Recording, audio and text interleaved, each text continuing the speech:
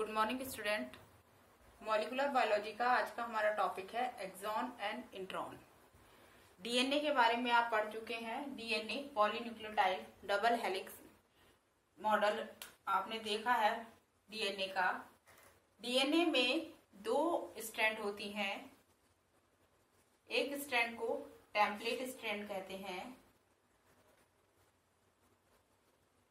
और दूसरे स्ट्रैंड को कोडिंग स्ट्रैंड कहते हैं।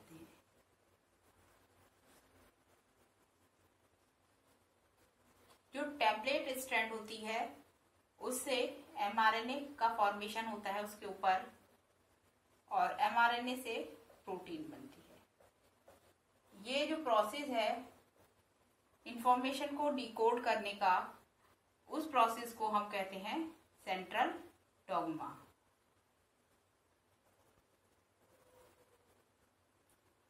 डीएनए की टेम्पलेट स्ट्रैंड पर जितने भी न्यूक्लियोटाइड बेस पेयर लगे होते हैं, सारे के सारे nucleotide base pair functional mRNA नहीं बनाते हैं क्योंकि प्रोटीन नहीं बना सकती।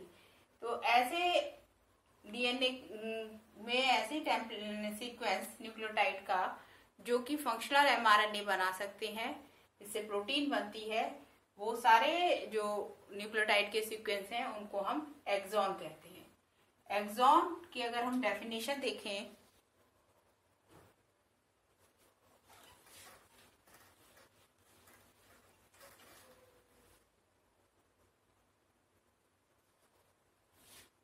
exon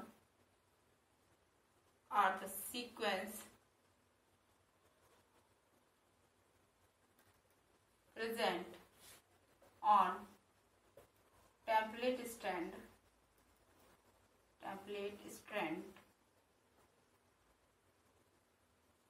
which form functional mRNA।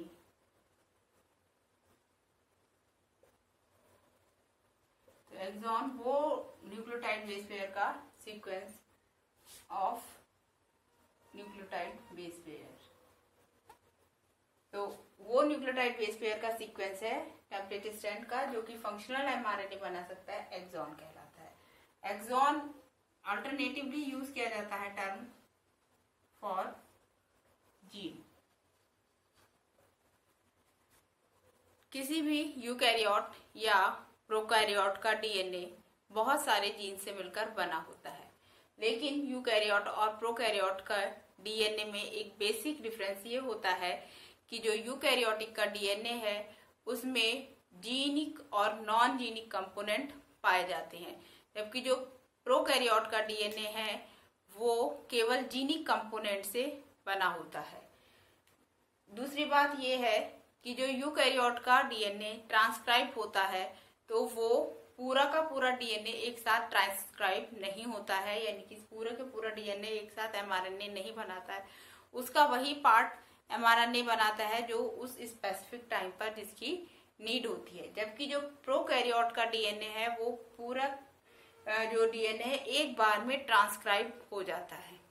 इसलिए जो यूकैरियोट का डीएनए है उसे हम पॉलीसिस्ट्रॉनिक डीएनए कहते हैं और प्रोकैरियोट के डीएनए को मोनोसिस्ट्रॉनिक डीएनए कहते हैं। सिस्ट्रॉन टर्म भी जीन का ही अल्टरनेट है। जीन का अल्टरनेट है कि जीन फंक्शनल यूनिट है और सिस्ट्रॉन भी फंक्शनल यूनिट है डीएनए की। सिस्ट्रॉन टर्म हम इसलिए इस्तेमाल करते हैं क्योंकि जो डीएनए है वो सिस और ट्रांस स्टेज में अलग अलग बिहेव करता है। तो इस तरह से बेसिक फॉर्म में जो प्रोकैरियोट और यूकैरियोट का डीएनए डिफरेंट होता है। प्रोकैरियोट का डीएनए मोनोसिस्ट्रॉनिक होता है, पूरा का पूरा डीएनए एक बार में ट्रांसक्राइब हो जाता है, और यूकैरियोट का डीएनए पॉलीसिस्ट्रॉनिक होता है। जो डीएनए जिस समय जिस जीन की रिक्वायरमेंट होती है वही जीन टेम्पलेट डीएनए की टेम्पलेट पर ट्रांसक्रिप्शन करता है। तो एक्सॉन वो सेगमेंट है डीएनए के जो कि एक्टिव जीन है, जो एक्टिव जीन है यानी कि जो ट्रांसक्रिप्शन करते हैं और जिससे फंक्शनल प्रोटीन बनती है। तो जो यूकैरियोट का ट्रांसक्रिप्टेंट है यानी कि mRNA है, वो दो चीजों से मिलकर बना होता है, एक्सॉन एंड इंट्रॉन।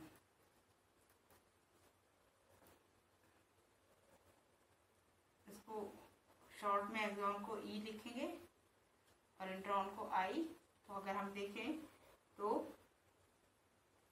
जो mRNA है वो एक्सॉन और इंट्रॉन से मिलकर बना होता है। तो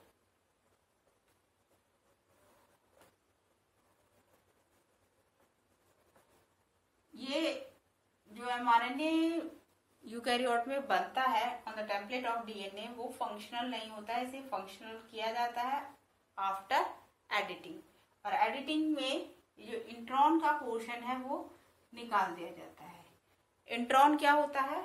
इंट्रॉन नॉन कोडिंग रीजन होता है डीएनए का, जो ट्रांसक्राइब तो करता है लेकिन उससे प्रोटीन नहीं बनती है, इसलिए इसे ट्रांसक्रिप्शन के बाद ही mRNA से by the process of editing निकाल दिया जाता है। इस प्रोसेस को हम कहते हैं स्प्लाइसिंग। तो स्प्लाइसिंग से इंट्रॉन को निकाल दिया जाता है। तो दूसरी टर्म है इंट्रॉन। इंट्रॉन क्या है? It is the non coding region present in DNA which transcribe but not form protein because it is removed in the process of maturation of mRNA by the process of splicing। तो ध्यान रखेंगे definition intron की।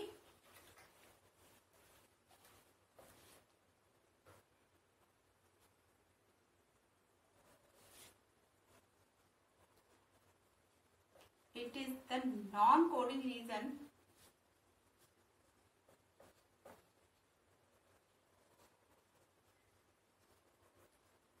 present in DNA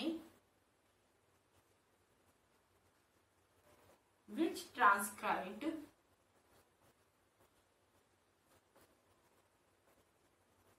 but not form protein because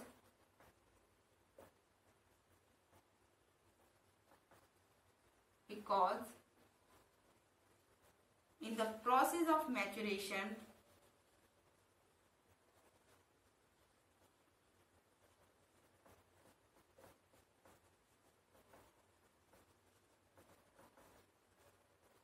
it can be removed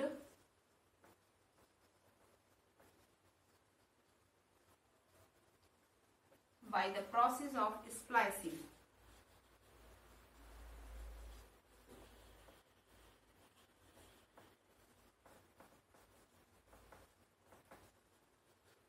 तो intron non coding region है जो कि DNA में पाया जाता है, ट्रांसक्राइब्ड होता है।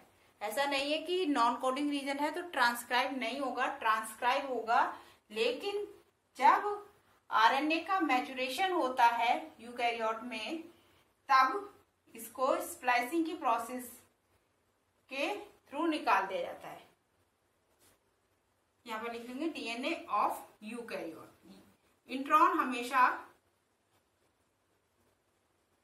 यूकैरियोट्स में पाए जाते हैं, प्रोकैरियोट्स में इंट्रॉन नहीं पाए जाते हैं। इससे हमें पता चलता है ये एक इवोल्यूशनरी मैकेनिज्म है। जब प्रोकैरियोट से यूकैरियोट का इवोल्यूशन हो रहा था, डाइवर्जेंस हो रहा था, तभी ये मैकेनिज्म इंट्रॉन की डेवलप हुई। इंट्रॉन को जर्नली हम जंक डीएनए भी कहते हैं।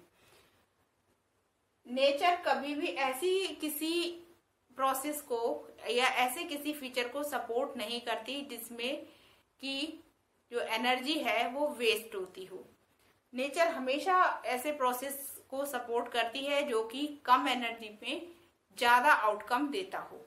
तो जब ये इंट्रॉन जंक डीएनए है, वेस्ट डीएनए है, क्योंकि जो कोडिंग डीएनए है जो कि प्रॉपर प्रोटीन बना रहा है, जो कि सब फंक्शन कर रहा है, वो कौन है? एक्सॉन है।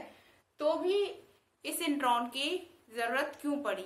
ये इंट्रॉन फिर डीएनए में क्यों है और है भी, और इतने लंबे समय से प्रेजेंट है, परसिस्ट है, तो क्यों परसिस्ट है? क्योंकि नेचर तभी किसी चीज को परसिस्ट रखती है जब उसकी जो कॉस्ट है उसके फंक्शन को ओवरलैप नहीं करती। अगर कॉस्ट और फंक्शन में ओवरलैपिंग होने लगती है तो इसका मतलब है कि जो फीचर है वो अनवांटेड है, उसको नेचर से डिलीट हो जाना चाहिए। लेकिन बिकॉज इंट्रॉन नेचर में परसिस्ट कर रहा है, इसका मतलब है जो ये इसके प्रेजेंस से जो कॉस्ट पे की जा रही है वो इसके फंक्शन से क्या है, कम है।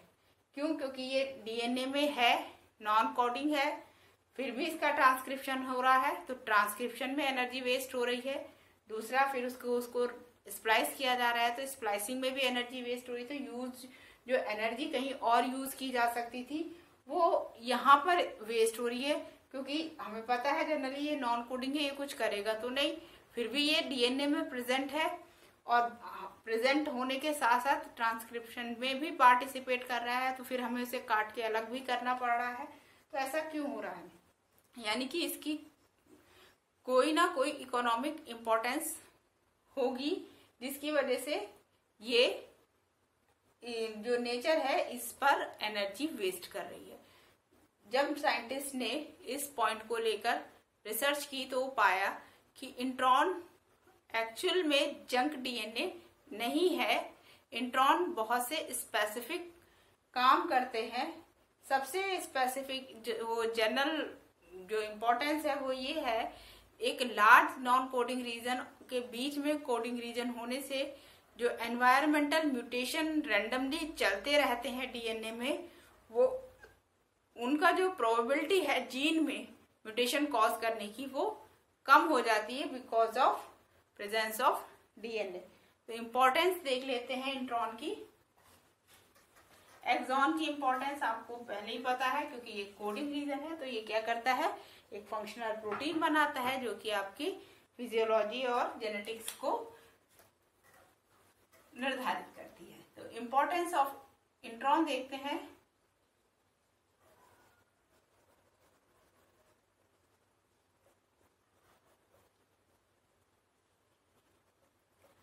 इंट्रॉन को हम क्या कह देते हैं जनरली, जंक डीएनए। पहली जो इंपॉर्टेंस है इंट्रॉन की वो ये है, because of presence of large intron reduce the possibility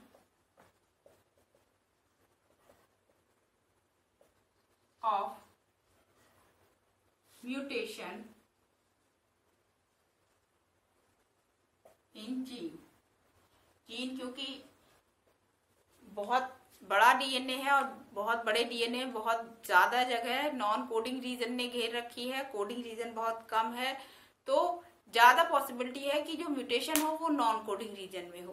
तो क्यों, अगर कोडिंग रीजन में म्यूटेशन होगा तो उससे क्या होगा, पूरी फिजियोलॉजी अफेक्ट हो जाएगी और ऑर्गेनिज्म की जेनेटिक कॉन्स्टिट्यूशन चेंज हो जाएगा। लेकिन नॉन कोडिंग रीजन में म्यूटेशन होने से ऑर्गेनिज्म की जेनेटिक कॉन्स्टिट्यूशन पर कोई फर्क नहीं पड़ता, जेनेटिक एक्सप्रेशन पर कोई फर्क नहीं पड़ता। तो मैक्सिमम इंट्रॉन की प्रेजेंस क्या करती है, लीस्ट प्रोबेबिलिटी कर देती है म्यूटेशन होने के इन जेनिक रीजन। जो सेकंड है इम्पोर्टेंस इंट्रॉन की, intron make a part of spliceosome. सारे ऐसा नहीं है कि इंट्रॉन कुछ काम नहीं करता। जब आरएनए का मैचुरेशन होता है उस समय जब इंट्रॉन को काटा जाता है तो उसको काटने के लिए जो प्रोटीन और जो एंजाइम काम करते हैं तो उसमें जो इंट्रॉन का जो पार्ट है वो भी इन्वॉल्व रहता है, एमआरएनए का पार्ट भी इन्वॉल्व रहता है जो कि इंट्रॉन वाले रीजन से ट्रांसक्राइब होता है। उसको हम क्या कहते हैं, स्प्लाइसोसोम। तो it help in splicing. Splicing में हेल्प करता है। थर्ड, बहुत सारे वैज्ञानिक ये मानते हैं कि जो mRNA है आफ्टर मैचुरेशन उसका ट्रांसपोर्ट बहुत तेजी से होता है as compare to immature RNA। अगर उसमें से इंट्रॉन नहीं रिमूव हुआ है तो वो ट्रांसपोर्ट बहुत कम होगा या रेयरली होगा। जो कि मैच्योर RNA है वो न्यूक्लियस से ट्रांसपोर्ट होकर साइटोप्लाज्म में उसके कंपैरिजन में बहुत तेजी से आता है। उसका एक रीजन ये है कि एडिटिंग के टाइम पर उसके दोनों तरफ एक इंट्रॉन के सीक्वेंस लगा दिए जाते हैं जो कि उसे गाइड करते हैं for transfer to from nucleus to cytoplasm. तो दूसरा काम ये है, it is associated with the transport of RNA into the cytoplasm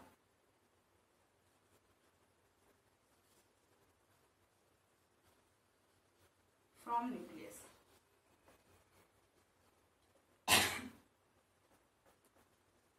ये बात हमेशा याद रखेंगे कि इंट्रॉन यूकैरियोट में ही पाए जाते हैं और यूकैरियोट का कैरेक्टर है कि न्यूक्लियस पाया जाएगा, प्रोकैरियोट्स में इंट्रॉन नहीं पाए जाते हैं। नेक्स्ट जो फंक्शन इंट्रॉन करता है वो है इट रेगुलेट जीन एक्सप्रेशन। जो पूरा का पूरा डीएनए है वो उसका जो भी कोडिंग रीजन है वो प्रोटीन बना रहा है। तो ऐसा नहीं है कि नॉन कोडिंग रीजन कोई काम नहीं कर रहा है। नॉन कोडिंग रीजन में भी बहुत सारे सीक्वेंस ऐसे होते हैं जो उस कोडिंग रीजन के एक्सप्रेशन को कंट्रोल करते हैं, जिनमें से एनहेंसर और इनहिबिटर मेन है। प्रमोटर, एनहांसर, इनहिबिटर, इस तरीके से ये रीजन होते हैं। ये रीजन या सीक्वेंस जो जीन एक्सप्रेशन है उस एक्सप्रेशन के प्रोसेस को कंट्रोल करते हैं। तो ये भी एक टाइप के इंट्रॉन है। तो एक फंक्शन इंट्रॉन का ये भी है, it regulate expression of gene.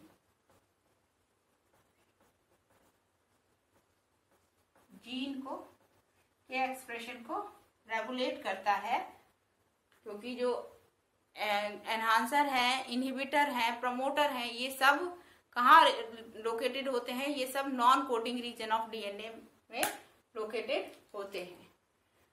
तब अब हम देख लेते हैं, हमने आज पढ़ा एक्सॉन और इंट्रॉन। एक्सॉन कोडिंग रीजन है जो कि फंक्शनल एमआरएनए बनाता है, इससे फंक्शनल प्रोटीन बनती है।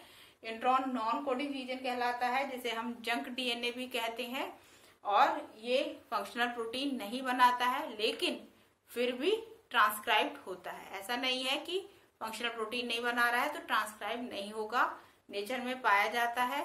और इसकी प्रेजेंस भी वेरी करती है। कुछ जो स्पीसीज है उसमें जो इंट्रॉन का अमाउंट है वो ज्यादा होता है, और कुछ जो स्पीसीज है वहाँ इंट्रॉन का अमाउंट कम होता है। इंट्रॉन की अपनी इकोनॉमिक इम्पोर्टेंस होती है, जो जिनमें से कुछ इकोनॉमिक इम्पोर्टेंस, कुछ बेसिक इम्पोर्टेंस जो है वो ये है कि सबसे बड़ी बात कि वो म्यूटेशन के जो टेंडेंसी है उसको रेगुलेट करने में हेल्प करता है। दूसरा, ये स्प्लाइसिंग में हेल्प करता है। नेक्स्ट है कि ये आरएनए के ट्रांसपोर्ट में हेल्प करता है और जीन के रेगुलेशन में हेल्प करता है। हमेशा किसी भी चीज को पढ़ते हुए या देखते हुए अगर आपको कोई भी चीज नेचर में दिखाई दे रही है तो हमेशा ये बात अपने दिमाग में बैठा लीजिए कि अगर नेचर में कोई चीज बनाई गई है या कोई चीज है तो उसकी अपनी इम्पोर्टेंस है। कोई भी चीज चाहे वो बहुत छोटी हो, चाहे वो कैसी भी हो, ऐसा नहीं है कि वो वेस्ट है। हर किसी की नेचर में अपनी अपनी इकोनॉमिक इम्पोर्टेंस होती है, चाहे वो सेलुलर लेवल पर हो या मैक्रोस्कोपिक लेवल पर हो। आई थिंक आपको इंट्रॉन और एक्सॉन के बारे में समझ में आया होगा। फिर भी इससे रिलेटेड आपकी कोई भी समस्या, कोई भी क्वेरी है तो आप मुझे कमेंट में बता सकते हैं। Thank you very much.